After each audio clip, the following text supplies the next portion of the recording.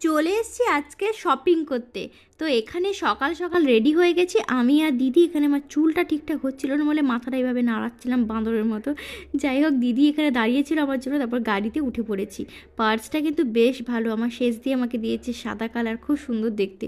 ট্রেন্ডসে চলে এসেছি, আমাদের বাড়ির কাছাকাছি একটা ট্রেন্ডসে। আর প্রচণ্ড রোদ ছিল সেদিন বাইরেটা।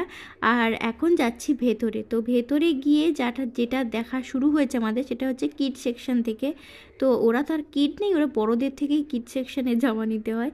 তো এখানে দিদি দেখছিল ছেলের জন্য কয়েকটা জামা, আর আমি এখানে পোজ দিচ্ছিলাম। তারপরে আমি কয়েকটা এরকম লুজ জিন্স দেখলাম, যেটা একদমই আমার ফিটিং ঠিকঠাক লাগছিল না। বেশ কয়েকটা দেখছিলাম, 4-5টা, তার মধ্যে কোনোটাই আমার পছন্দ হয়নি। চলে এসছে এখন সিট মাস্ক দেখতে। তো এখান থেকে কয়েকটা সিট মাস্ক নিলাম, তো পরে তোমাদেরকে রিভিউ দেবো যে কেমন হয়েছে এটা। আর আপাতত আমাদের শপিং কমপ্লিট, এখন বাড়ি যাওয়ার পালা।